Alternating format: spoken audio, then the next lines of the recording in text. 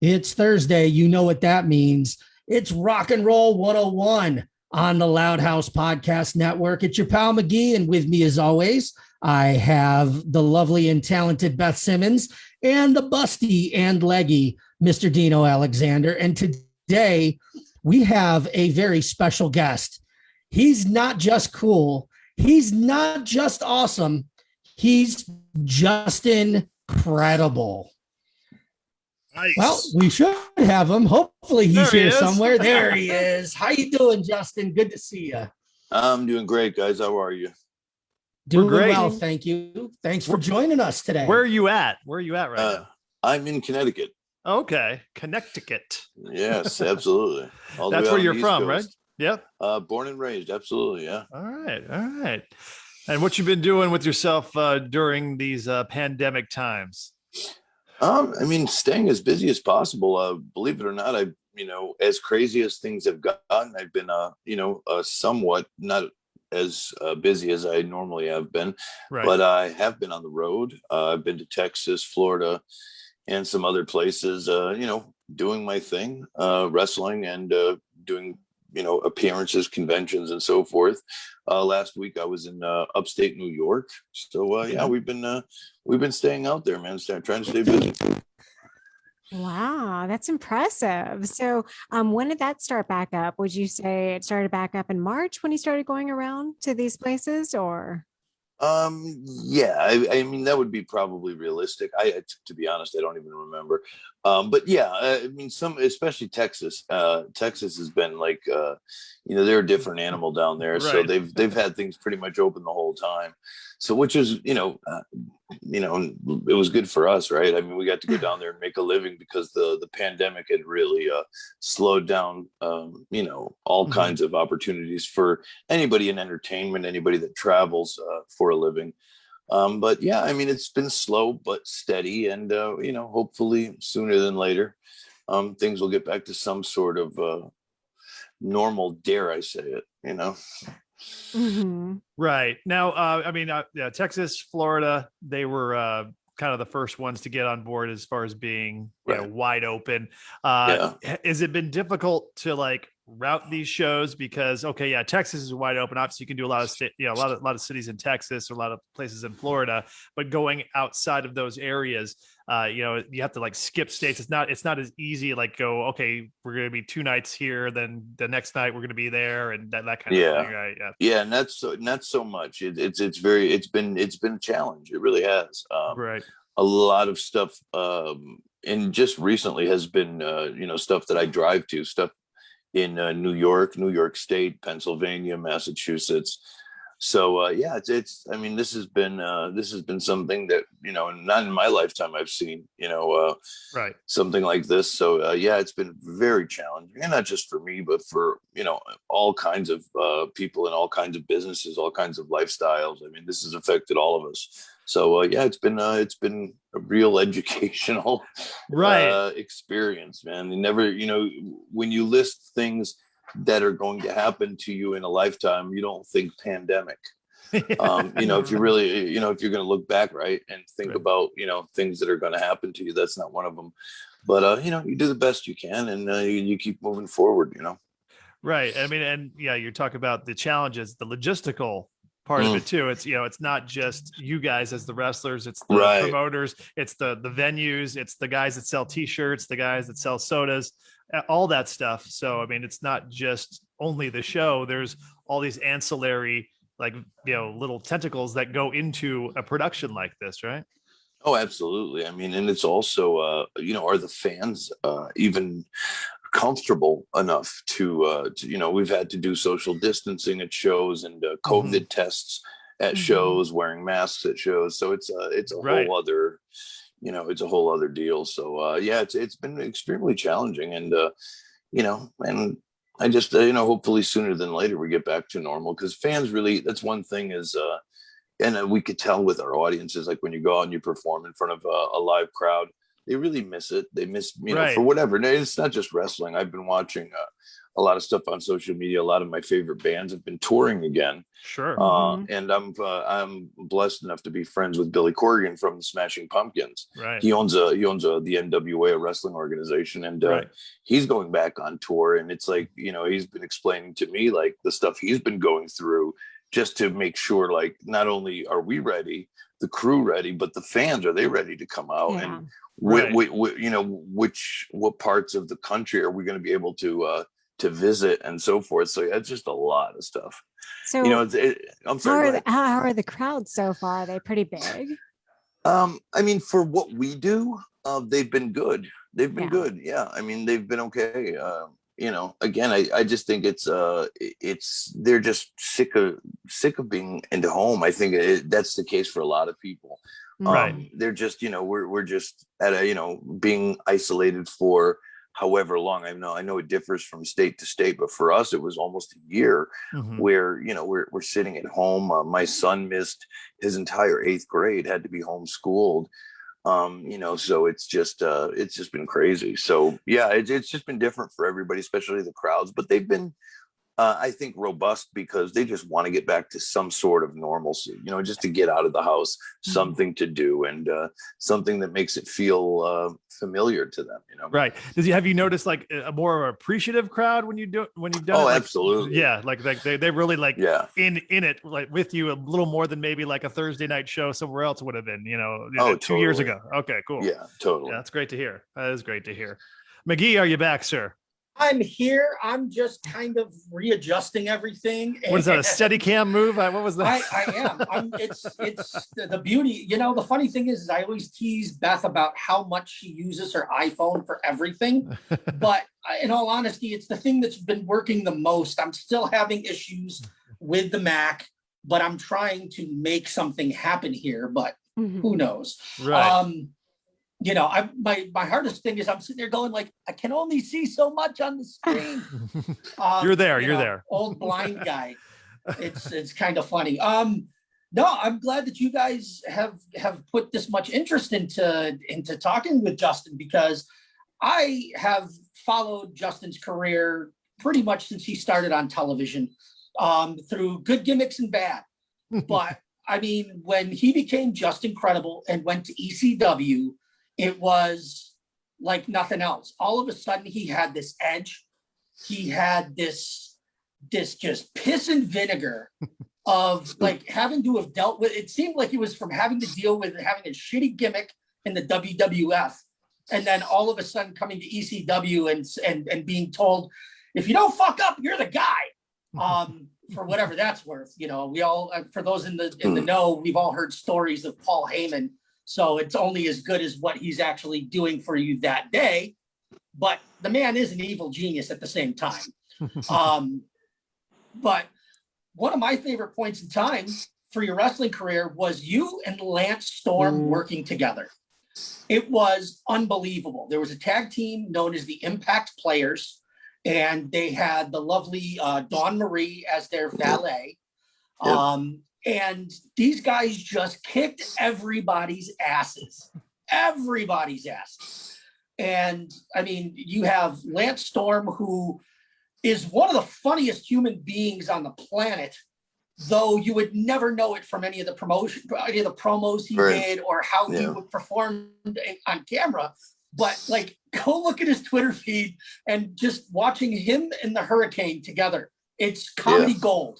Comedy gold. But you guys you guys were what kept ECW relevant in that late 2000s, before the end of the territories, when everybody kind of folded and Vince McMahon got to wear the crown. You know, you also had a really, you know, an interesting run in your second run with WWE, in the sense that there was crowd reaction, but there was just so many people that had, because you brought in they brought in the WCW roster, they brought in the ECW roster. So now you've got 3 rosters worth of talent and only 2 shows to put them on. And it's hard, like it's a difficult time to watch, because as a fan, so much could have been done, but at the same time, there wasn't enough time, and I don't know, there was just too many spoons in the pot, but and people got lost in the shuffle. And unfortunately, Just Incredible was one of those guys, because you should have at least at that point in time been a solid, intercontinental champion, or chasing the title. Because as a heel, I mean, the depth of heels at the time was difficult, because everybody that was WWF was almost a babyface just because they were WWF against these invaders. But it's funny going back and watching it. It was really an interesting time, and it was a lot of fun. But which point was your absolute favorite time in your professional career as a pro wrestler? I would have to say that the absolute favorite time for me was between 1998 and 2000, 2001 till ECW closed. I mean, I was given the opportunity to really be the face of the company, and it was pretty much the face of having WWE, which was the cornerstone of professional wrestling, and WCW, which was also the hot second, and ECW was just a small mom and pop organization, and pretty much what you would consider grunge or punk music considered to professional wrestling. And we really were that. What made us successful was we went, against the grain of the WWE and of WCW, which from those that don't know, creatively, that was just going, just doing something completely different. So it just gave us the opportunity to just be very creative and to really do some fun stuff and some, just outside of the box performances and storylines. And I treasure that, because it was just so much fun. And to do it with such a loving fan base that had your back, it was just fantastic. Now, Mike was talking a little bit earlier about your different gimmicks and all that kind of stuff. You were in different wrestling federations there. Now, sure. Is it hard? What did you find it hard to, like, you were, have a different image in one thing and then going to another, or trying to find that the right, what would break through as far as your personality, your image, your gimmick? What was that like for you, trying to find that throughout your career? It like anything else, quite frankly, it's just like finding another role in a movie, okay, or on a television show. Except in wrestling, it's a bit different, because you really have to embrace that character, and it's if you're doing a movie, for example, you embrace a character, but it takes, let's say, 6 months to shoot a movie. After those 6 months, unless you're doing a franchise, you're going to abandon that character and move forward. So when you take a character in professional wrestling, it's a little bit different. You really have to embody it in some way. And in some way, it has to not only be a character, but also have some parts of you in it. Because fans can kind of tell when someone's, overacting or being kind of full of shit. Right. And if you bring at least something organic to the table. So it was always kind of balancing that stuff out, and finding out, what the fans wanted and what you wanted or felt was going to work for the character. Because at the end of the day, you just wanted to do good business. You wanted the fans to enjoy it, and you wanted to have a long career. And it really was just kind of trying to figure out and navigate those waters of what can I do to best serve the audience, and also myself. You know what I mean? Right. Well, yeah, you also had you were lucky enough that your original gimmick in WWF, you were under a mask. So yes, it did give you that little bit, although, it's kind of funny because, like, I having been a fan of wrestling since I was about 8 years old, I started right around, like, right before WrestleMania 1 was when I started watching wrestling. Sure. And I'm right behind you in age, but it was one of those things where I was the kid that noticed the eagle tattoo on the Repo Man was the same eagle tattoo that was on Smash, and and went, wait a minute, that's Smash from Demolition. So it was kind of funny because, like, you know, the Aldo Montoya character was not quite on the level where it would have resonated with me that, oh my God, that was Aldo Montoya when you were just incredible, until I started, you know, the ECW fans are what they call smart marks. They know more than what the average fan does. So they're sitting there catcalling him by his, you know, former gimmick. And at the same time, here comes this guy wearing, you know, cut off or the jorts at the time and coming out with a kendo stick and just whipping ass. So he's pretty far from being Aldo Montoya, you know, and it's one of those things where, like, you came up in the early 90s. And the early 90s were like, it's like they make jokes about it, the box of gimmicks. We're just going to whip stuff out, and here, you're a garbage man. Here, you're a hockey player. Here, you're a plumber.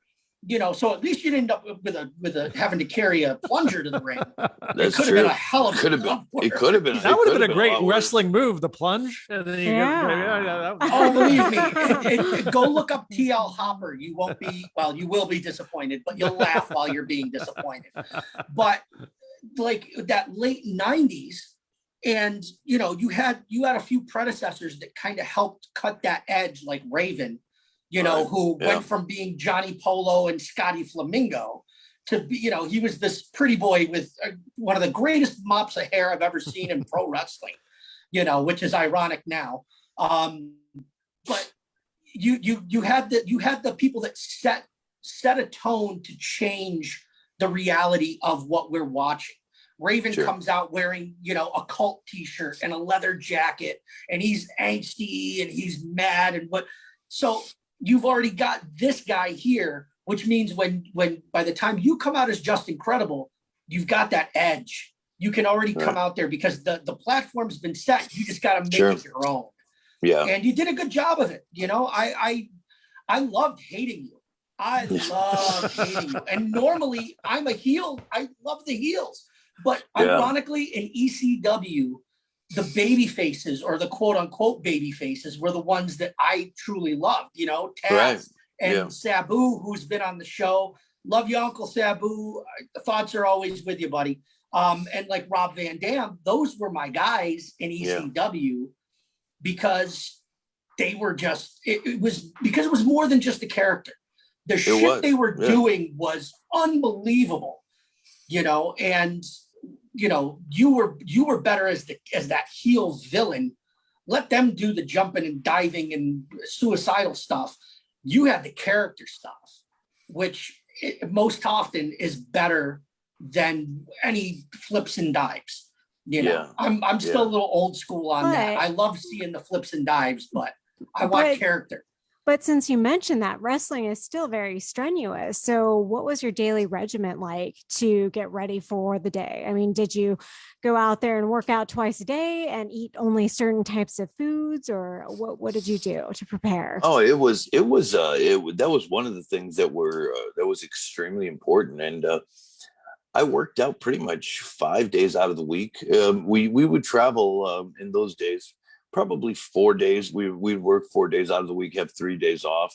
Sometimes there was a travel day in between, but I would try to work out every like Monday through Friday kind of a thing, and save, because we worked mostly weekends. Not that we wouldn't work on the weekdays, but for the most part, we wrestled on the weekends and like Friday, Saturday, Sunday. So I tried to get all my strenuous stuff, like the workouts, cardiovascular, weightlifting, all that stuff, during the week, so I would have then some sort of recovery period for the weekend. But it was extremely important, not only just to look good, which is of course part of it, but you know, to prevent injury, you know, and to just maintain, you know, because it is when you're in the entertainment business, it becomes you know, there's always vanity, right? You have to look, you know, even actors today, if you look at guys doing a Marvel movie, you know, you want them to look cut and, you know what I mean, look a certain way and be in certain shape. So you always had to maintain a certain physical appearance. But it was positive though, because it kept us in check. It kept you healthy. I never went overboard with because I wasn't always, you know, I wasn't the most jacked up built guy. I was about 230 pounds, 6 foot tall. not too much body fat. Like I had abs and stuff. So it was a good, no, but I had abs. I was humble brag. Well, I was doing it when you're doing it for a living. If you're 24 and you're doing it for a living and you can't get some abs, then you're doing something wrong. Think about that, right? Right. I mean, For that's sure. your livelihood. That's what you do. It's like, I don't work Monday through Friday. If you don't have abs, you're not working. Seriously though, right? Absolutely. So that was part of the deal. And you just kind of had to just, your body was what made you money. Like that's what I'm trying to say. If you weren't in shape, and also being in shape didn't just mean looking good. It prevented injury. Right. Sometimes, if guys weren't in shape, you would injure much, much easier. You'd tear muscles and so forth and hurt certain parts of your body that were just not conditioned. So it was a full thing. It wasn't just about vanity or looking good for the camera. It was about the total physical fitness, because this business is a really weird business. It's not just about looking good. It's about, it's like a fake, it's a performance art. You have to be in shape to put on that performance. Right. Now let's talk about that. Like, you say you're traveling, 4 days a week or so. You got 4 shows a week. You're working out, you're doing your thing. How does that all, like, with your schedule, and then like mapping out and choreographing everything? How does that work? I mean, are you guys just doing it that night? How does the whole, like, I'm sure that there's some writers too from the ECW or WWE. They have some like storyline that they want you to follow, but how do you guys prepare? Like, okay, this is how we're going to do this. This is how we're going to execute. And how much time does that take? Believe it or not, most of the stuff we did was on that day. Right. And we improv'd a lot of it. A lot of it was improvisational. So we would, for a television taping, for example, we would get a small script, not a big script, not even a script at all, really. We would get with the producers and they would tell us, this is what we want from you. And they would be descriptive as far as what the ending would be. This is the end result. This is what we kind of want. This is the vision.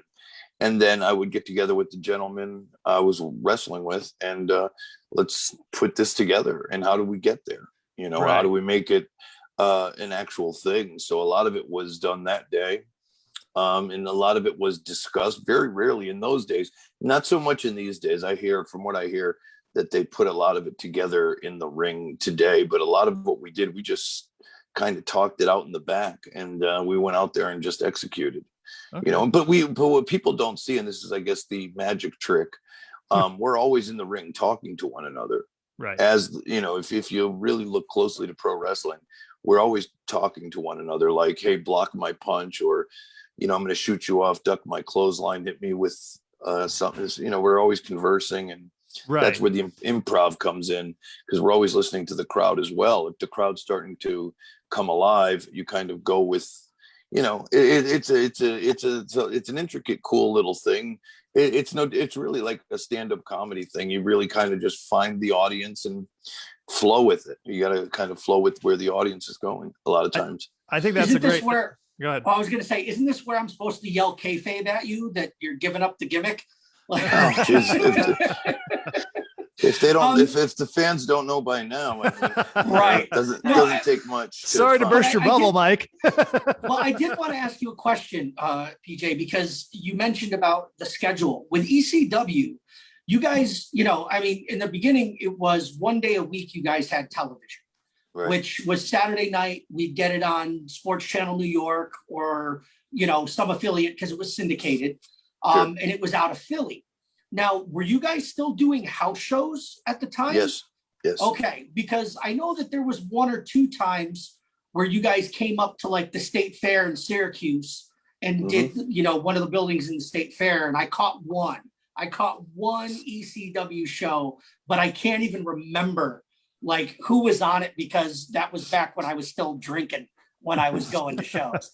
So it was like one of those things where, we're about 22, 23 years old, losing our minds, and people are we're getting drunk and everybody's getting hit with chairs. So it was just chaos, But once you guys got the TNN deal, that's when you guys started like touring for television though, right? Yeah, we started touring quite a bit. We're like, that's what I'm saying. We would go on the road Thursday, Friday, Saturday, and Sunday at that point.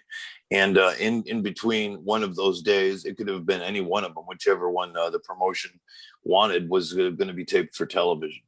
Right. So we'd go Thursday, Friday, Saturday, Sunday, and then one of those 4 days would be television taping. Usually the Saturday though.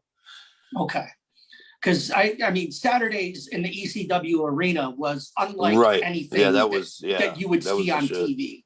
It's like to see. There's no group that was more rabid about the product than the ECW fans in Philly. There's never been a WWE or WCW or AEW crowd that had the energy that the 500 people, if that were filling up the bingo hall. Towards the high point, it was between 7 and 9, but we'd pack them in there like sardines. But it was, I mean, either way, it was a healthy standing room only crowd. It was a nice crowd, and it was always cool to see the regulars. Sure. Because there were guys in the crowd that were just as part of the story, for lack of a better term, or as at least the character, as the guys. Wait. But were they paid or were they just? They were just fans. Wow. They were so into sign it. Guy. Yeah. They were literally, we'd given them a name because they were always there. Religiously. I mean, they were ECW was so unique because literally the fans were so passionate and rabid that they became we didn't plan it, they didn't plan it, but they became part of the storyline at times, or part of the entire experience on their own, just because they were such amazing rabid fans, just on their own, just from being killer kick-ass fans. To this day, it's still like, I think Paul Heyman, the creator of ECW, the executive producer and the boss, he said, and I agree with him in many interviews, that one of the unsung heroes of the company were the fans. Like, the fans were as much a part of the promotion as we were. And I agree, because they made everything we did that much better. They were, I mean, because you can go out there and stink it up in front of a bunch of fans, but they just would always be so passionate and just always had our backs. It was ridiculous almost. It was like a dream come true to perform in front of if they liked you, Mm-hmm. And this is before social media too. This is like, this is like, you couldn't instant. do it. You couldn't do it today, unfortunately. Wait. But MySpace was around back when. Oh no, it was actually years after. Yeah, it was barely, the internet was barely popping up. Like, we had AOL, but I still remember at the time, because when I left ECW and emailed Jim Ross, who was with the WWE at the time, I still had the AOL dialing up. Yeah, because we had ECWWrestling.com, but it was like for little still pictures and videos. It still wasn't. It took 7 hours to download a video. But yeah, I don't think we could have done that with the internet, because I think there was a certain. I mean, we could romanticize it all we want, but you still had to be there. And now with YouTube, Twitter, Facebook, all of it, I don't think we could. I don't think it could replicate the same way. I mean, because you had to be there. You had to be there. There was an energy that was incomparable anywhere else, and it was neat because you would also see like Hawaiian shirt guy at like a WWF show in Philly. And like the guy with the long black hair and sunglasses, he was always sitting right next to him. Like you would see these Lenny Shades. Lenny Shades, yes. Yeah. But it's one of those things where it was like like these guys that they were there every single week. And so not only did they make a bond with the wrestlers, but they also made a bond with each other, to a point where you could see like, oh, they're going to be up in Pittsburgh. Let's go buy tickets, and you drive, I'll buy the tickets, kind of thing, where you'd see these guys together. And it was just like, they were inseparable. It's like, are these guys really friends outside of being on TV? And, I mean, like the signs, like the crowd interaction. I mean, go ahead, JC. Tell them about like the bring a weapon to the ECW arena matches, where like I think it was Bubba Ray Dudley used a cheese grater on Tommy Dreamer's head. Oh my gosh, you're kidding me. I mean, what better crowd interaction could you get than that? Yeah, I mean, it was pretty amazing. But of course, I mean, don't get me wrong, it was all staged, and we didn't really put it. It's just the entire, but just the visual of it, right? And it was just, and everybody was along for the ride. Everybody knew it wasn't real, but what the fans appreciated was they knew we were all working very hard to put on the best performances for them, and putting our bodies on the line as well. So, even though we all were in on not the joke, because I hate to call it a joke, it's not a joke, but we were all in on the thing. The fans were in on it, we were in on it, but still it was like a mutual respect, because we were all giving 120% of our bodies to put on the best shows. And they gave us the respect as far as from, what I mean? Like that social currency of, you give us the best show, we're going to give you the best fan experience. Right. And it was like, if you give us the best performance, we're going to give you back in cheers and applause. So it was like that cool little exchange of, Yeah. So how did you initially get involved in wrestling? How did they find you, or how did you find them? I simply was a fan when I was a kid. I went to a Catholic high school, and I really didn't know what I wanted to do with my life after I graduated. So I got a job, and I worked as a bag boy at a local supermarket. And on break, we had like 15-minute breaks to drink a soda or whatever. And I would go to the magazine section and read magazines. And of course, wrestling magazines were the thing, because I was a fan. So in one of the wrestling magazines on one of my breaks, I picked up, it was Pro Wrestling Illustrated. And there was literally an advertisement for a pro wrestling school. This is, of course, pre-internet, where a lot of this information was just not available. Wrestling was still very much, this was 92. Right. So it was still very much what we say kayfabe, meaning, they don't smarten you up. They don't let you know it's fake. It's like behind, you don't get to see what's behind the curtain kind of thing. But I called and I inquired about this wrestling school because I wanted to learn how to be a wrestler. And after, talking to these people and talking to my parents, the next year I worked and saved enough money to go to Calgary, Alberta, Canada, to train with the Hart brothers, which are famous wrestling family of Bret the Hitman Hart, Owen Hart, the late great Owen Hart. And that's how I got into it, just from a magazine article, And it's funny.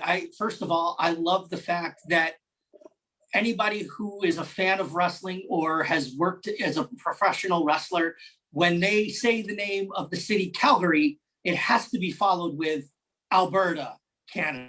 Yes. It's a very Lance Stormism. And funny enough, you actually were trained under Jericho and Storm at the time, because they had just graduated from the school. Is that correct? Well, yeah, it is sort of correct.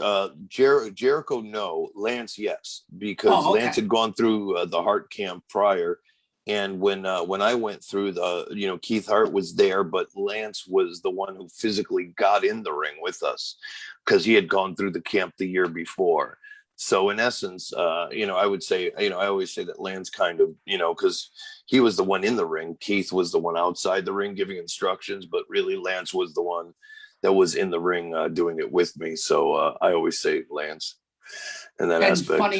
Funny that you guys went on to become tag team champions together and have the Impact players. And I mean, to this day, Lance Storm still has his own Storm Wrestling Academy. Yes, he does. I think he reopened it with limited people now because of the pandemic. But when he got laid off from WWE because of everything going on in the pandemic, he reopened the school. And I actually reached out to him when I first moved back from New York City to Syracuse. I said, maybe it's time to go, do this training. And we talked about it for a couple minutes earlier. But I was like, can you give me any insight into being able to find a bartending gig or something like that? He's like, I don't know what to tell you, kid. You show up, you pay, and I'll train you. But I can't, you're going to have to find your own place to live. And I was just, and this was before you could still find stuff. It was still early internet. It was only like 2003, 2004. So I just kind of went, okay, no. And I actually trained for one day with the guys at 2CW, which was an indie promotion in Syracuse. And I took a suplex and I was like, yeah, I don't know if I can do this. The first big bump I took, I was like, wow, this is a lot realer than I thought it was going to be.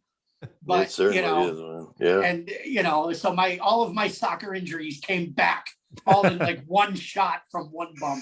You went from faking injuries in soccer to taking real injuries in wrestling. How does that work?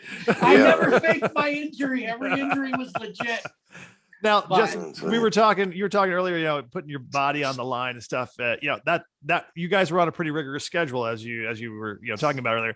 What was it like to, just kind of go, maybe you get a training injury or you get injured in the ring, but still have to recover, keep going on. I know that you've had some problems, but you've recovered, with, painkillers and other, things like that. But what was that like to kind of have to, you feel the pressure of moving it forward, keep the ball rolling? It's extremely difficult, especially when you're not built for it, or not even built for it. Nobody's built for it, but you're not educated on it. I'm a 19, 20-year-old kid. And I remember the first time I got a real serious injury. I was wrestling in the WWF. I was under contract, and I hurt my shoulder really bad. I think I dislocated it. I wouldn't know. I didn't go to the hospital or anything. Right. And I told the guy I was training with, or I was traveling with, Razor Ramon, aka Scott Hall. Mm-hmm. I'm like, hey, Scott, I think I'm really screwed. I messed my shoulder up. And back then, if you got hurt, if you went to the promoter of Vince, who was in charge, or whomever, and you tell them you're hurt and you can't go, they're going to be like, oh, okay, no problem. We'll send you home. Guess what? You're never going to come back, because they're going to have some other young kid who's dying to come out there and take your place. Right. So Scott said, I was in a bar with him after the show. He dropped a couple pills in my beer, and he's like, take 2 of these. And I took it. And all of a sudden I was like, wow, that feels much better. I could move, I could work. So then and I'd never done anything like that before in my entire life. I was 19 years old. Okay. And then that's really how it began, of just understanding, wow, this could really help you. But you never hear, the other side when you're going a million miles an hour, and you're just worried about how you're going to get to the next town. How are you going to do better? How are you going to continue to rise? And how you're going to, your body will betray you at some point. Right. And you're when the money you make depends on your body, you're just going to keep putting crazy glue, tape, duct tape, bubble gum, take whatever you can. And that was what it was like then. It's fortunately, it is not like that today. They do a much better job of taking care of their performers after many deaths of overdoses and stuff, some horrific stuff. But unfortunately, that's how I started on that path, very innocently, as many of the guys and gals do, unfortunately. So what you see on the reality TV shows nowadays, with them having like sports medicine physicians on site to help with injuries, that wasn't a thing back then. That was not a thing back then. No, we literally had nobody. We had ourselves. Literally backstage at a wrestling show, you would have the wrestlers, 2 people which were that worked for the office that were not wrestlers. We called them agents.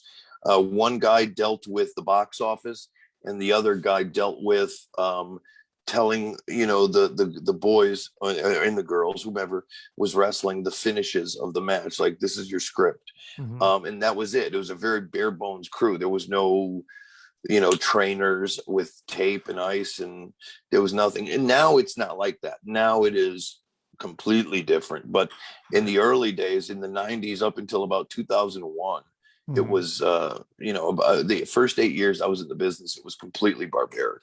completely barbaric. And, Well, you didn't have Harley Race to do chiropractic on you. So, well, we still had, I mean, that's how we did it though. I mean, we did what wrestlers, hey kid, I did this. Hey kid, if you complain to somebody, let me stretch you, let me try to crack you, or take 2 of these, or put some ice on it. You're just getting all this bullshit information. Some of it was good, some of it not so good. Bro science. Yeah, really. It's actually kind of sad, but we were just trying to all, and what do? The minute you're done with the show, you're going down the road 2 hours, 2.5 hours after a gig, you're drinking a 12-pack, a 24-pack, just to, A, get by, and B, kind of numb the pain, and C, you're having a good fucking time at the same time. It's not all negative, but it's all, when you're young, it's all good. But, it all comes to an end, Well, you said that Razor was the guy that kind of put those couple pills in your beer. What was it? I mean, was there ever anybody from whether you were doing WWE or ECW, was there any, where you guys could get this stuff, or how were you guys just on your own to kind of find your own? We were on our own. We were on our own, but it was it was everywhere. Doctors would get, if I gave a doctor an 8x10, he would give me, anything. I mean, I'm not even kidding. Like, weak supplies of Xanax, Percocets, Vicodin, muscle relaxers, whatever I needed. It was an endless, which it was cool at the time, but very destructive at the same time, and also all that stuff's flying around in your regular gym where you're working out for a long time, for about a year, I didn't need to get a doctor. Because I just go to Davy Boy Smith, the British Bulldog. He had the downers. That dude, and I would go to Kurt Hennig, Mr. Perfect. He had the Percocets. And who had what? And they would be like, we had fanny packs in the 90s. What the hell do you think we kept in the fanny packs? Seriously, I wish I was kidding, but I'm not. It was all the pills and a gigantic cell phone. Well, no, not even our passports though. It was I'm bringing the fanny pack back because I lose everything on the road. Those were actually very good to keep your wallet, your passport, and phones. I'm bringing it back. If women could have purses and pocketbooks, I want a pack. Yeah, man. That's it. So after all of this has taken place in your body, you've had so many injuries. How do you feel today? Have you had to have multiple surgeries, or are you just working through things? Are you good? I've been very blessed. I'm working through things. I've never had a surgery. And I'm okay. I've done multiple, I do a thing. I don't know if you guys know DDP yoga. Right. He has a yoga program that helps, kind of reconstruct your body through yoga, his form of yoga. And just that stuff, I don't take pain pills anymore. I don't take any pills anymore. It's been okay. I've been blessed in that aspect. I don't know how. I honestly shouldn't be here.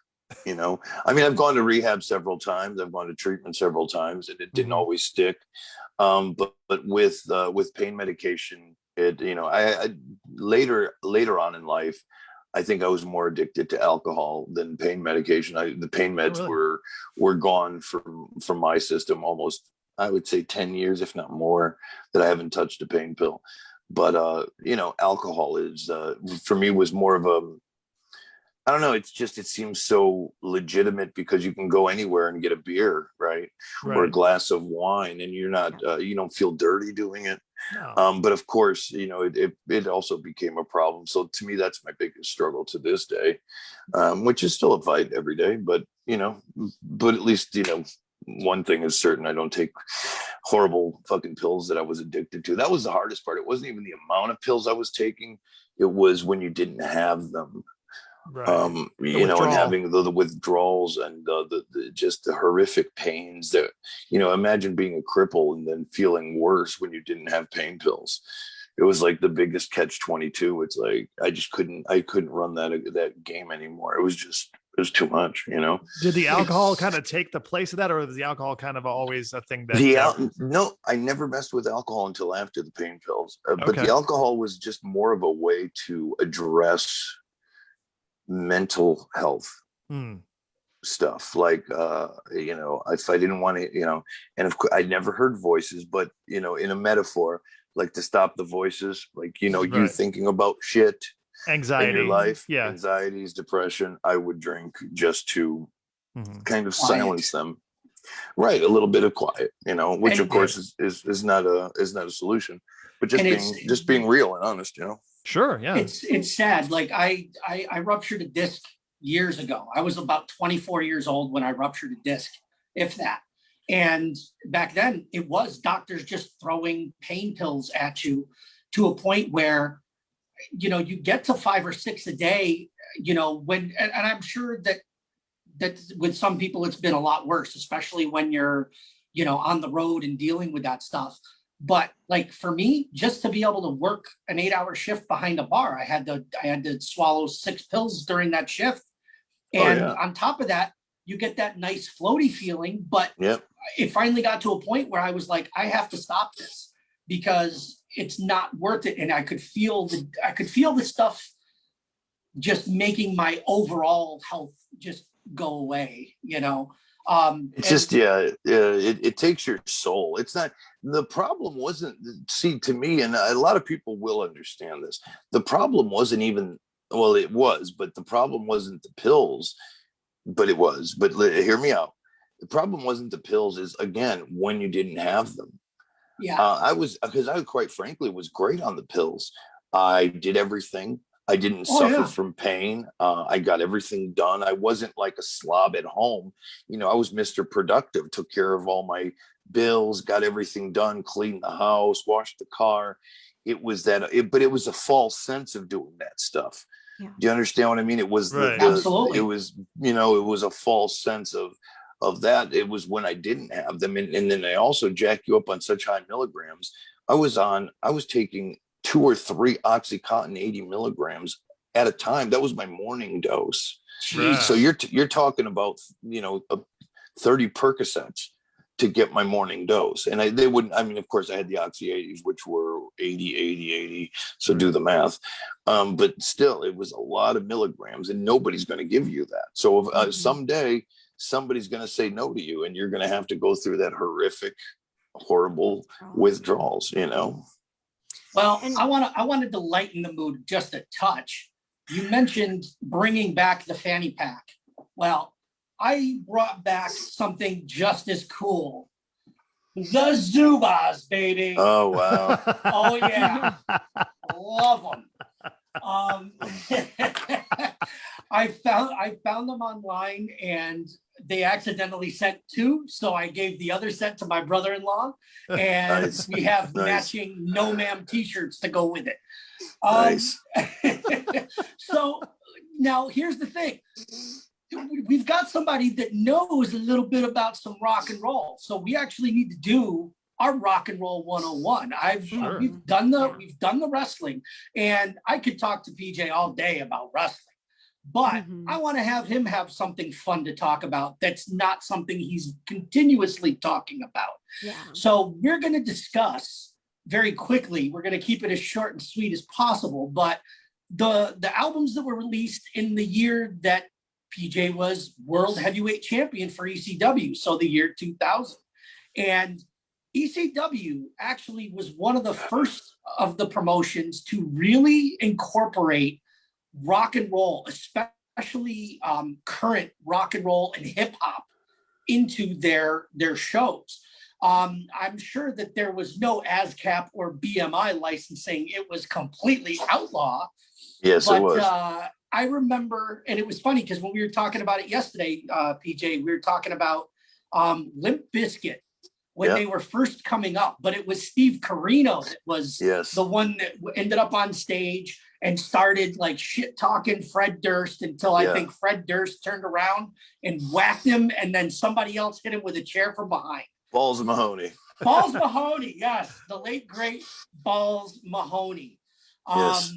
God, one of my favorite characters in ECW. God, I love that man.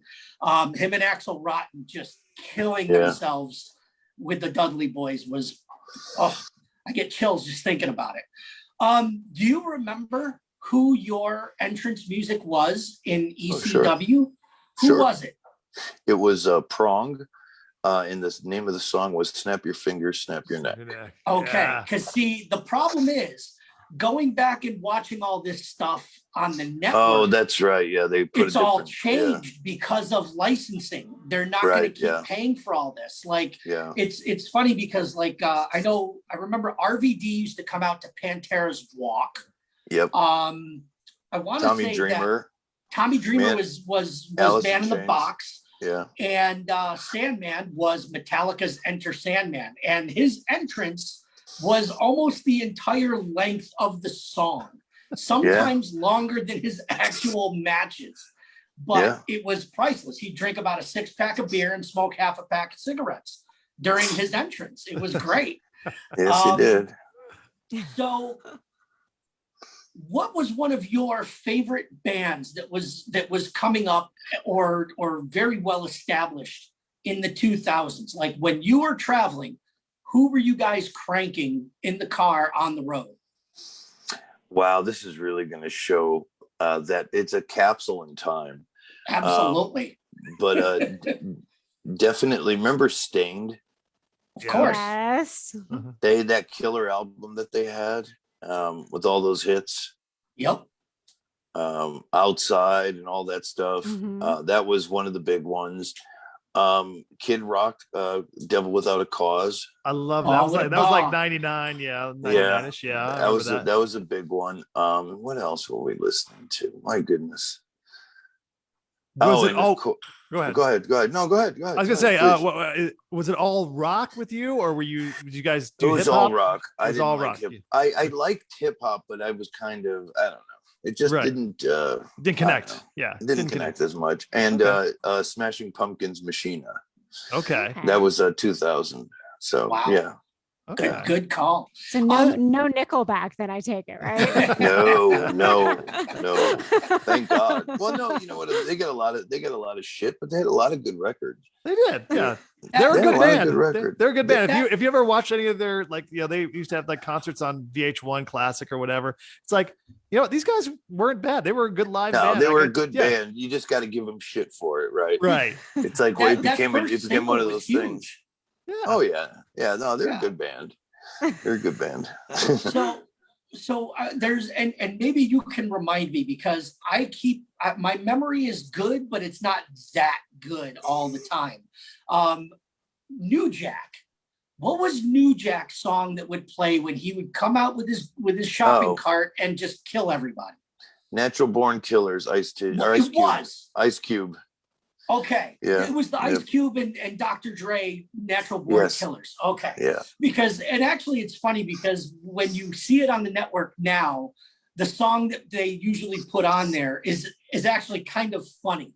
It's really kind of neat that they changed it up. And it's just, I don't know. I love it, but it's just trying to remember all those bands that everybody came out to was tough. So this is where Dino, our tech guy, is going to finally do the share part of the show, since I'm on the phone, and bring up the list so that we can kind of peruse some of the amazing bands and albums that came out in the year 2000. Yeah, there were a couple that would have been right in his wheelhouse that I'm sure that they were cranking. You talked about Fred Durst. They had chocolate, what was it called? Chocolate water. Chocolate starfish and hot dog flavored water. Right. That Linkin Park, Hybrid Theory. Oh yeah, that was a good there. one. Yeah. One of my favorites. Yeah. And actually, I'll give you a good one because it ties in. The Mère de Noms by Perfect Circle. When I saw them on their first headlining tour, they played the great Burt Flickinger Auditorium, which was an ECW staple. It was was it Buff State or University of Buffalo? Do you remember? I think it was University of Buffalo. I think. I'm not sure. I'm not 100%. Now, where we saw them was in the gymnasium, and you could smell the chlorine from the pool was directly connected. Did you guys experience that when you guys were in? We used to dress in the pool area. Oh, that's awesome. It's just one of those things that I never forgot. The Burt Flickinger Auditorium. Great place. Great place. It is. It was a really great place to see a show. It was it was a nice sized room. It's beautiful. And it looked huge on TV. Looked great on camera if you got it from the stage. If you shot, right to where the seats are, it was perfect. Yeah, it's still there cool. too. It's still there. Oh yeah. I want to see if I can get somebody to run a show up there one time. That would be great to do a show up there at the Brick Flickinger. Do you still keep in contact with the guys from 2CW? Didn't you do a couple of shows with them? I did, but I don't keep it. Not for any reason. I have no idea who would I contact. Because I know that they're getting ready to do like some kind of specialty show, like an anniversary show, in Syracuse, if I'm not mistaken. I don't know. I'll do some digging, see if I can put you in touch with who's in charge these days. But it's like it's one of those things that it's kind of cool that they're making a comeback, because that was a really cool way to see legends that weren't on TV anymore and get to have a very personal experience with them, like the great Terry Funk. Doing shows in Syracuse. That man, complete psychopath once he was in gimmick, but one of the sweetest human beings that you could ever meet in person. Yeah, absolutely. I also got to meet one of your favorite rivals, or at least one of your better rivals, was the franchise, Shane Douglas. Shane Douglas, yeah, he's still around. I sat there, sitting there heckling, because that's what you do when you're a full-on mark. You heckle the guy that's in the ring. And I remember sitting there going, dude, you're dynamic. Nothing. Kept going, trying to heckle. And finally, I just yelled out, hey, Shane, where's your skateboard? And he goes, right up your ass. And I was like, yes, I got the reaction I was looking for. That's great.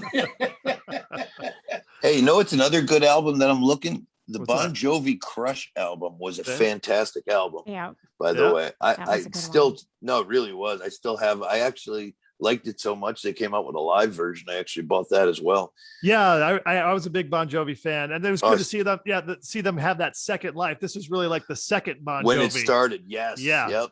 For sure. They were awesome. Yeah, absolutely. It's My Life, and I think the live album you're talking about was One Wild Night. And, Wild Night. Yep. It came with the live DVD. Right. Yep. I remember that. Yeah, absolutely. My wife lives 5 minutes from Sayreville, New York, or New Jersey, right where it's the home of where John was born. Oh yeah. So I always lived around the old JBJ myth. Yeah. Which is awesome. Yeah, I mean, now, did you ever get a chance? I mean, you're traveling around, especially East Coast, all those places up there. Did you ever just older? Oh my God. That's a great song. 6. Oh, I love that song. Yeah. All right, go ahead. But do you ever run into John, or did you ever, or even Never. any of these other bands? Like, you guys go arena to arena. You ever ran into Disturbed or anything? Any of these guys? Oh, okay. No, never. Oh, actually, I'm lying. One of the coolest things was I don't know where we were. I think we might have been in Chicago. I ran into lying. We were in Queens, New York. And I ran into Method Man, who was a huge fan of the Impact Players. And a couple months down the line, they were touring, and he got my little sister-in-law front row seats to his show. Nice. So yeah, Method Man was really cool. Yeah, Redman and Method Man were just awesome guys in general from Wu-Tang. And if you ever want to watch one of the funniest Cribs episodes, I think it was Method I know which one. Yeah, no, it was Redman. Was it Redman? Okay. Yeah, he had nothing. He had nothing at the house. Dude sleeping on the floor and stuff. He's stepping over him in the basement. And you know what the sad thing is? That's probably for him, probably real as it fucking got, because he probably had nothing at that time. Right. Well, it's so funny too. We at my house we adopted the dollar box. We adopted the dollar box. Remember, we had the dollar box. Yeah. We adopted the dollar. Yeah. If you need $1, just grab $1 or 20 or that's whatever. Great. That's good stuff. And my funniest part of that too was the fish. Now, if you like fish and you live alone, Mrs. Smith's fish is the frozen fish.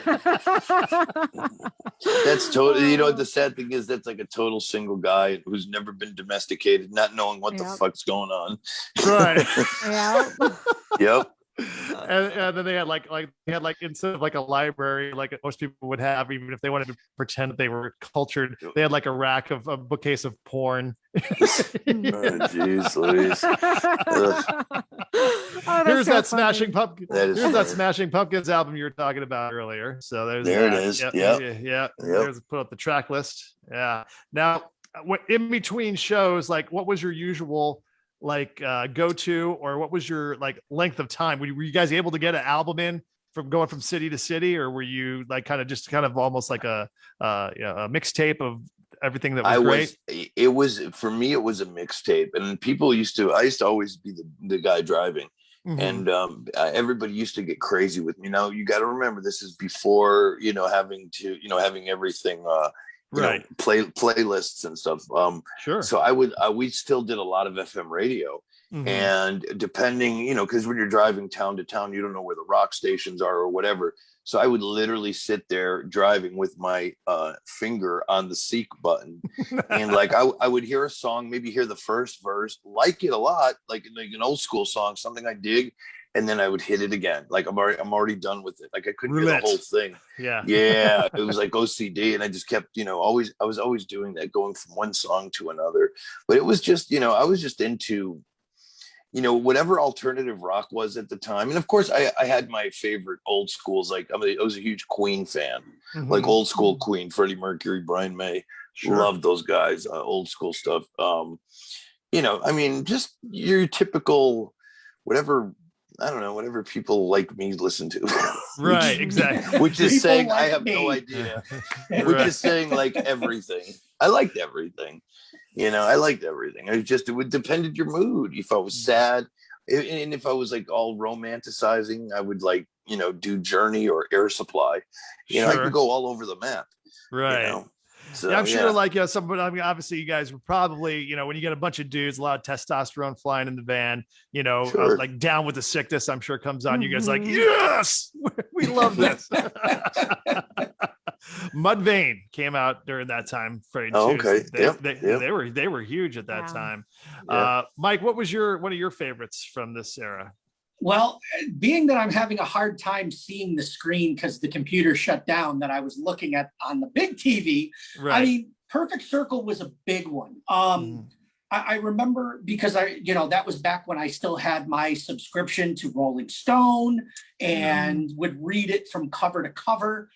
But it was one of those things where like, I'm trying to think, like a big one was like the Red Hot Chili Peppers. I think the year before, I think it may have been 99, had put out Californication, right? If I'm not mistaken. Yeah, like 99. Actually, well, maybe it was By the Way by that point. Yeah. But it was like, I remember there being a big tour for that. I think by that point, Rob Zombie had gone solo. Yeah. So I'm like, it's just trying to download in my head. But that Johnny Cash album, that Johnny Cash album was a big one in our circle of friends. Funny enough, with all the metalheads that I am friends with, almost everybody had a copy of that Johnny Cash album. Because I want to say, is that the one that's got 13 on it? It's got Solitary Man. No, these are the track lists. I won't back. Oh, yeah, Solitary Man. Yes, it's on there. Yeah, it's got Solitary Man. It's got his cover of One by U2. But is 13 on that one? I can't see it that big yet. I haven't gotten the screen back up. Because he did a cover of Danzig's 13. No, that's not on this one. No. Okay, maybe that was on the second album. Right. And then I think the second album also had Rusty Cage by Soundgarden. Mm-hmm. So like by this point, Johnny Cash, who was already a legend, but now he's even more badass because he's doing badass covers of some of our favorite bands. Mm-hmm. So it was really kind of neat so we were buying that album every time he put out a new one, we were buying a new album. And I'm trying to think of like what else. Well, you said that he did a cover, he did a cover of One on that one, but U2 actually put out a really good album that year, All That You Can't Leave Behind. All That You Can't Leave Behind, which was a great record. Day. Yeah. Beautiful Day, Stuck in a Moment, Elevation. Stuck in a Moment, Elevation. Walk On. Yeah. Yeah, sure. I'm trying to think of what else. Yeah, was on that. I've got to hear Beautiful Day, Stuck in a Moment, Elevation, Walk On, Kite, In a Little While, Wild Honey, Peace on Earth, When I Look at the World, New York, and Grace. So that maybe the first half of that album, those were all singles up until about the fifth song in. So I mean, they really, and they were coming off another album right before that too that had done really well. So that was kind of the U2 renaissance as well. That was kind of almost the end of it, really, if you think about it. Well, that was the beginning. Sorry. So I just want to say one that you haven't mentioned, The Art of Drowning by AFI. I started really getting to AFI at that point. And so I don't know if you guys are big into punk. Then they became pop punk later on. Right. But yeah. But even like, the Parachutes from Coldplay. I mean, the other U2. That's I call Coldplay the other U2. I didn't want to admit that I like that album too. Well, and you know what? I'm not ashamed to admit, Coldplay is an amazing band live. Right. I saw them on it was the K-Rock New York Christmas show in 2002. And they were unbelievable. They played the Nassau Coliseum and they were just unbelievable. And another band that was on that show was Queens of the Stone Age, which if you see the Rated R album, I saw that. That album is when I remember seeing them. I want to say that they did, they played the Lost Horizon in Syracuse at that time. Mm-hmm. And that was, so this nice little club, maybe about 600 people. And they just rocked the rails off the joint. But the other thing, there was some really good hip hop that was coming out at this point in time. Like The Lost Art of Keeping a Secret, as you see, track number 2 on this album. That was the first radio hit that Queens of the Stone Age had. Right. This is the album before Songs for the Deaf. Mm-hmm. So it's before No One Knows and stuff like that. Right. But if you look, that's when Outkast put out Stank On Ya. Right. Which was a killer. Bombs Over Baghdad album. Bombs Over Baghdad. Damn right. Yeah. That was they were just huge. And they were like, if you liked hip hop, like they were like everybody loved them. And then when the Hey Ya came out, everybody's like, oh, that's for everybody else. This was the Outkast that everybody loved. If you were a DJ, if you were just a hip hop fan, this was like the old school. Like this is the old, like the way that like we talk about classic rock, like, oh, I like the old shit. This is the old shit, even though it was only a couple of years older than that. A couple of years later, they came out with the other stuff. But yeah, this was the shit back then. Bombs Over Baghdad and Ms. Jackson. Those 2 tracks. I mean, Ms. Jackson's still getting tons of play, right, whether it's in in good background of a movie or whatever. Mm-hmm. But Bombs Over Baghdad, that both versions, because they had a heavy rock version remix. I remember that. Yeah. Both versions though were unbelievable, and that was what made me like fall in love with Outkast. Right. Because I am old school. I'm like pre-95 hip hop. Like I'm still old school NWA. Go ahead. I love this one though. Yeah. The one that we have to go on to Eminem. On to Marshall Mathers. I love it. Yeah. I mean, this was Marshall Mathers. I remember I used to work locally here at the Top 40 station, and when he came out, what was the first Eminem song? Was it My Name? It wasn't My Name. Hi, My Name Is. Yeah, I think it is. Was that the one? Hi, my name is. Hi, my name is. Yeah. So shady.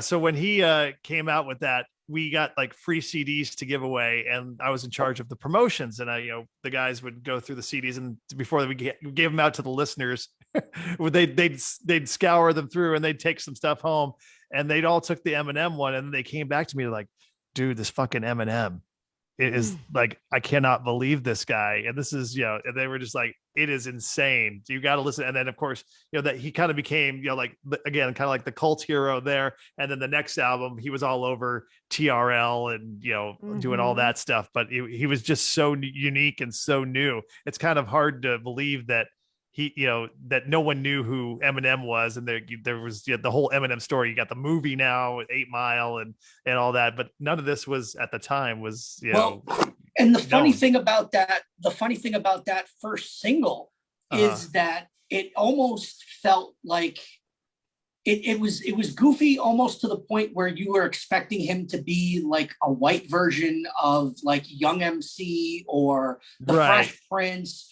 And then all of a sudden, like the next single comes out and it's like insanity. Right. It was like full on gangster rap. And we're like, holy shit. Yeah. Like this dude's no joke. Like he's Dr. Dre's involved. Dr. Dre. And you're like, whoa. And then like, well, this album, like Stand. I mean, that was a crazy ass video, telling from, the point of view of a stalker of his. Justin, did you have any like stalker people in your life that as your career was on the rise, or even after your career that like kind of just won't leave you alone, and you have to kind of be like, hey man, we gotta some boundaries here? No, just me. just McGee. No, I've been fortunate. I've had no drama. You always you get what you reap what you sow. If you put that vibe out there, you kind of will get people out there to feel that way. I was just always very, very cool to my fans, but also very, very much private. You know what I mean? And that aspect. No chasing ring rats. No, never. I've been married since 1997. So with to the same lady. So I've been with the same lady. So I've never had that stuff. No. That's very impressive, because you don't hear that story in this business very much. No, like 99% of the time you're hearing about, like, whether it's Ric Flair on his sixth, marriage, or Stone Cold doing his fifth marriage. I think not just in the business, I think overall, I mean, long-term marriages you don't hear about in our society anymore. It's very rare. I got married in June of 1997, and I'm still married to the same lady with 3 beautiful children, two in college. To this day. So yeah, she's actually 10 feet from me somewhere in the house. Yes. and she's got the kendo stick ready. She's ready. I'm sorry, the Singapore cane. Hey. It's not a kendo stick at ECW. Do your kids want to follow in your footsteps? No.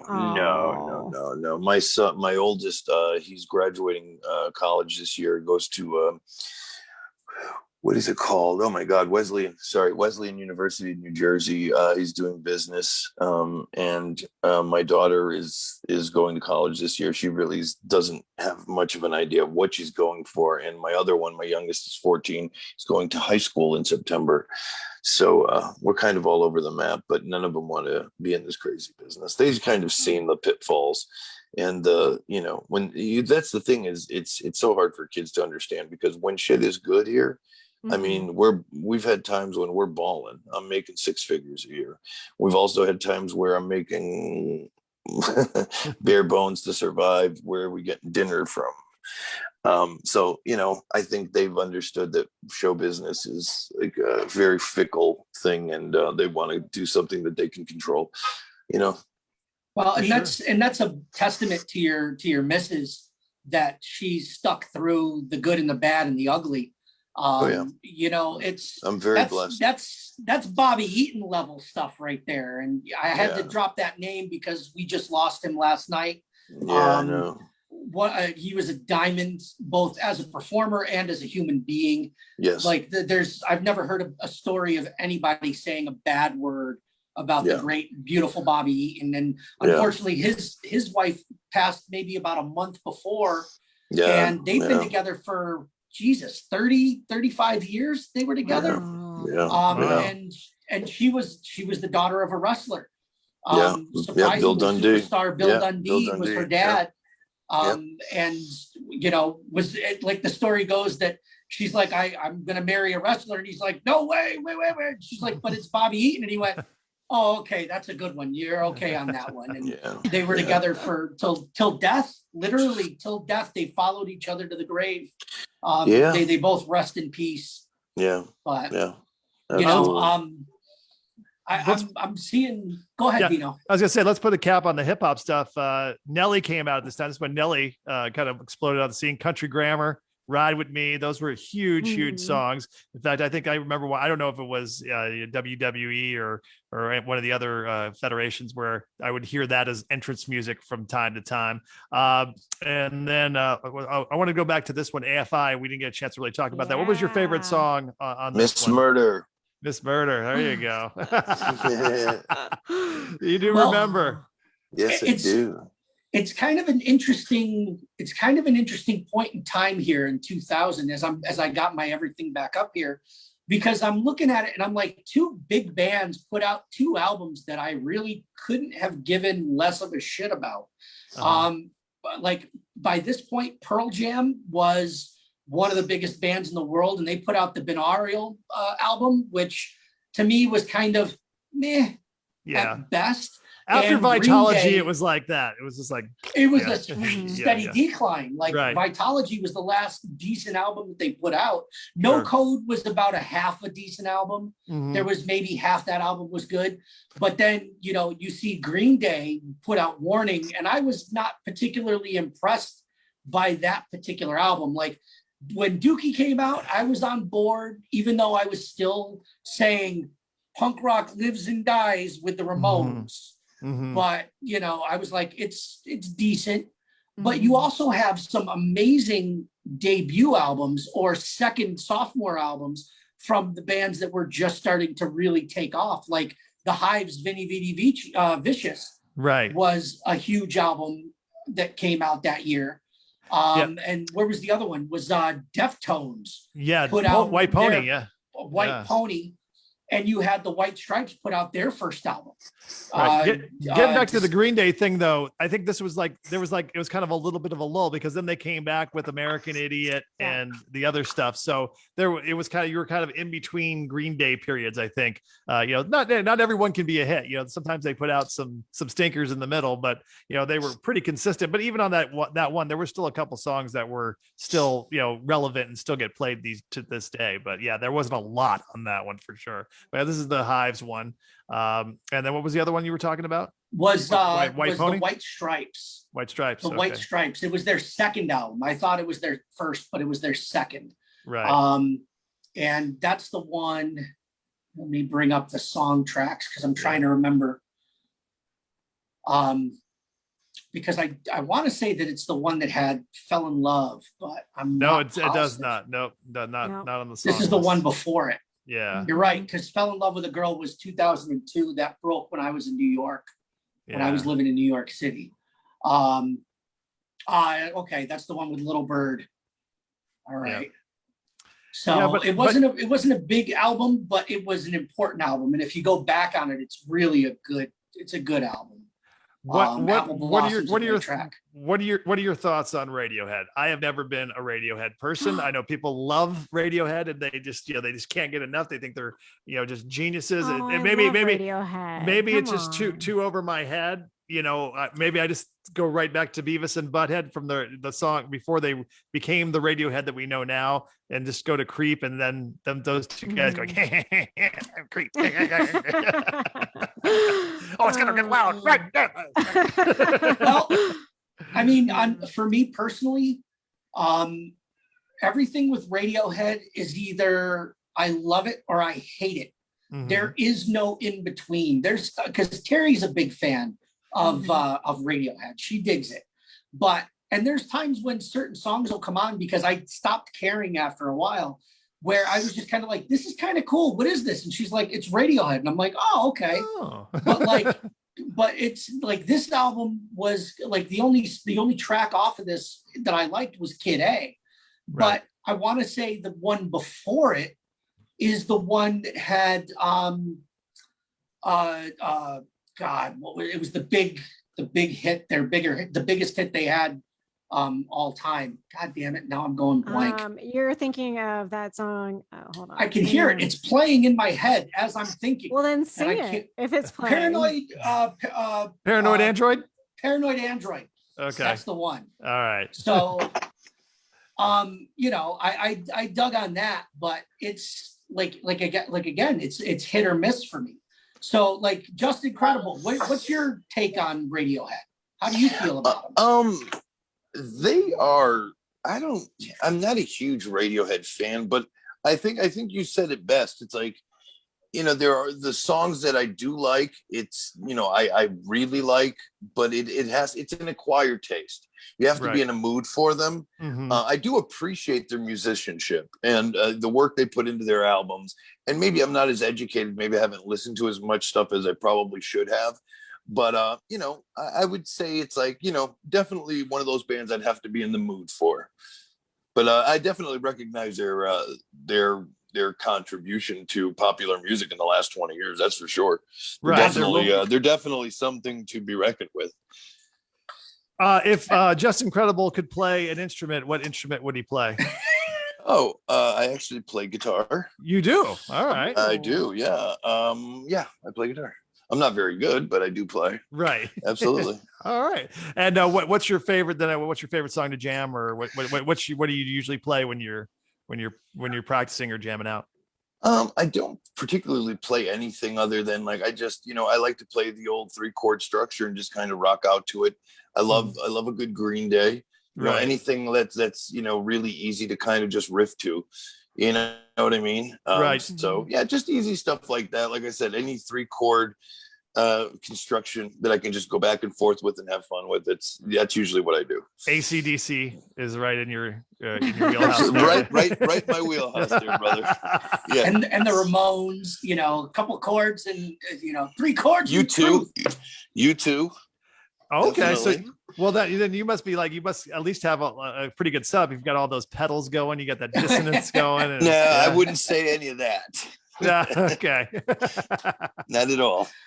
Well, and I see there's one album that keeps jumping out at me, that it's one that not a lot of people are going to notice, that not a lot of people are going to know, but it is, for anybody who likes doom metal, it is definitely a necessary album, and that is Electric Wizard's Dope Throne.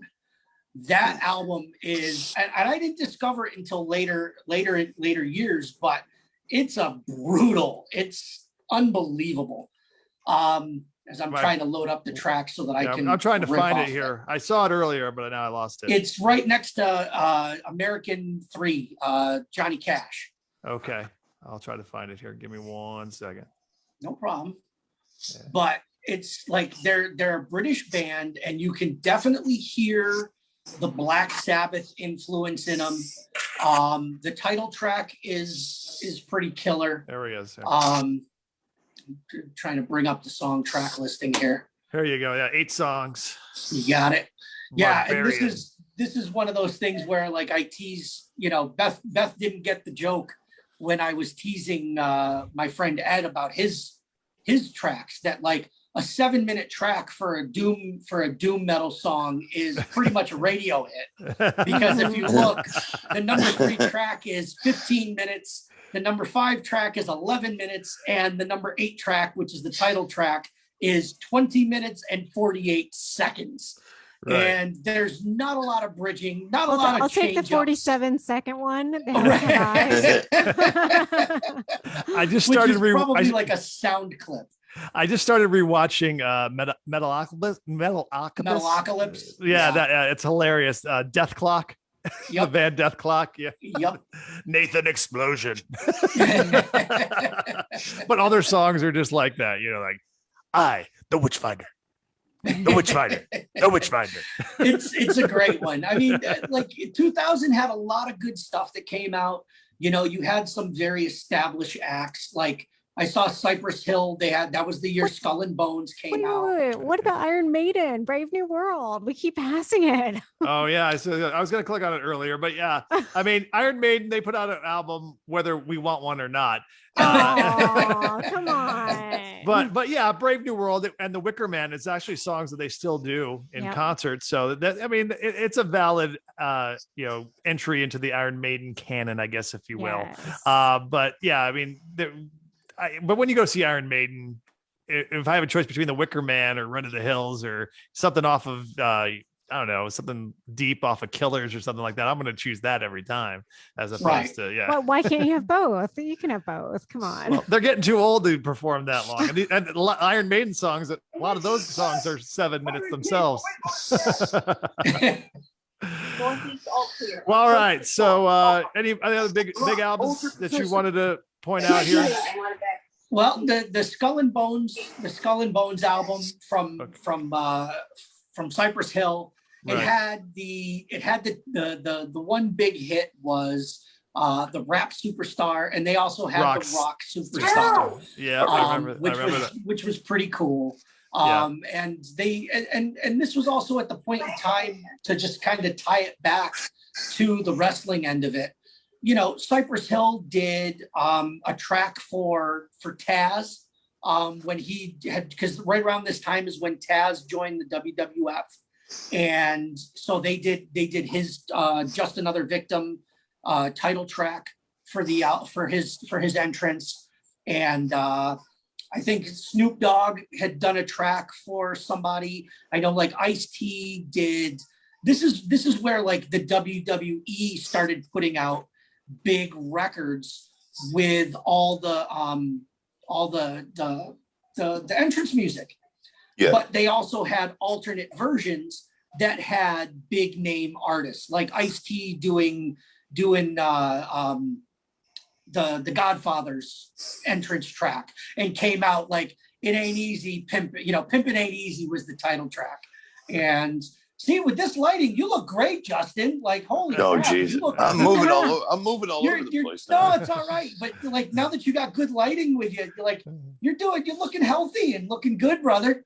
Well, I was in my son's room, so I had to kind of, when you're in a small place, you got to kind of try to get away from noise. You know, right. You got a lot of people. Oh, yeah. My studio is my daughter's bedroom, so don't feel bad. Yeah. But yeah, and that was a great era when a lot of those big artists were, especially those that were wrestling fans.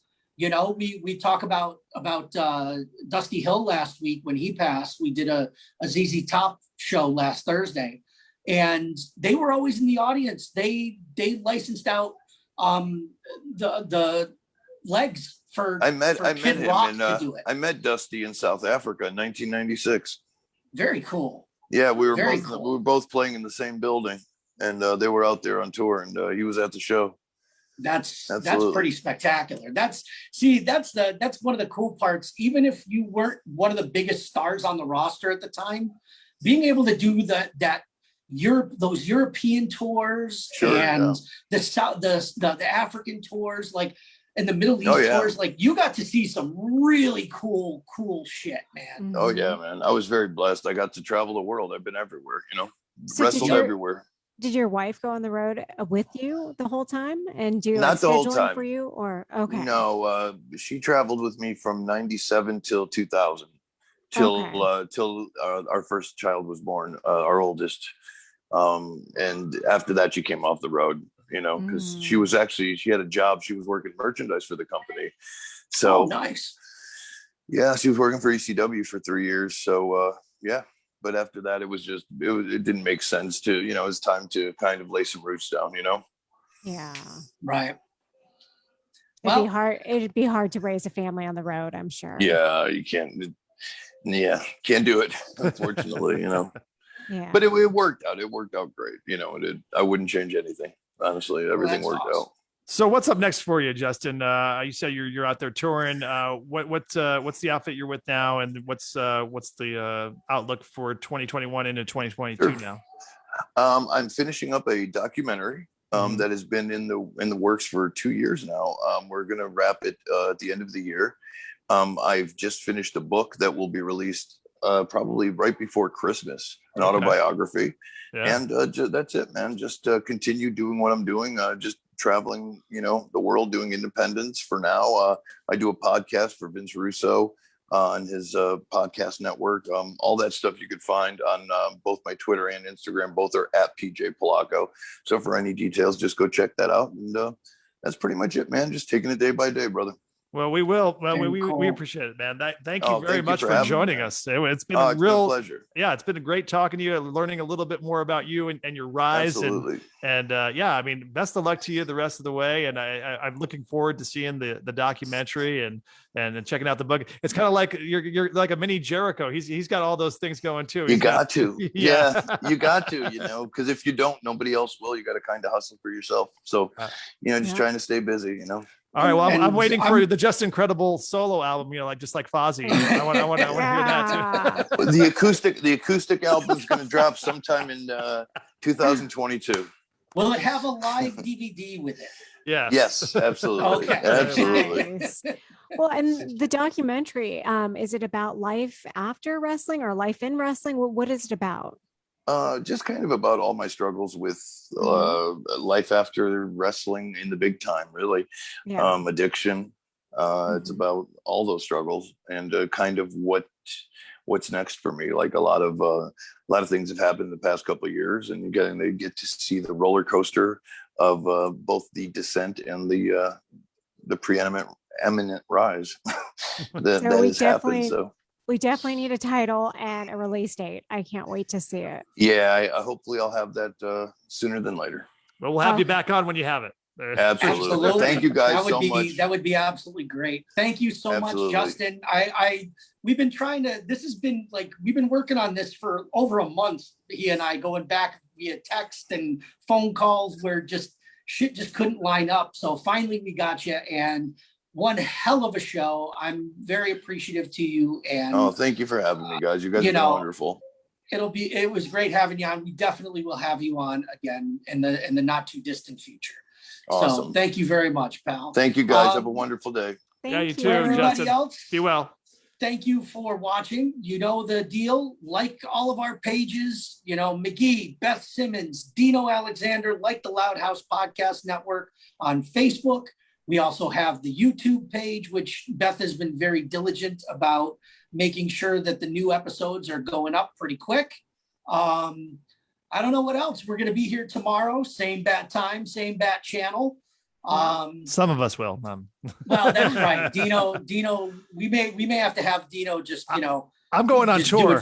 I'm going on tour. I'm going to do the wrestling. I got an independent show coming up here in Colorado. So, I'd pay the cost of admission just to watch you take a bump. Oh yeah, that's it. Just that first. It's never too late to change careers. Come on. No, I injured my back last week and I still haven't recovered. Just taking a couple cases of soda up some stairs. So I don't think I'm ready to go off the turnbuckle anytime soon. So and it's funny because I was when I was getting set up with PJ before you guys came on, we started talking about the fact that. I said I went to the gym with the boy for the first time in a year and a half, and it hurt stretching. It hurt to stretch before we even went, and then I proceeded to bring up 12 gallons of water up the stairs from the grocery. So I'm pretty well done. I'm about to go pass out. Sure. Okay. We all know what you're saying. How can you miss us if we never go away? Bye-bye. Thanks, guys. See you tomorrow.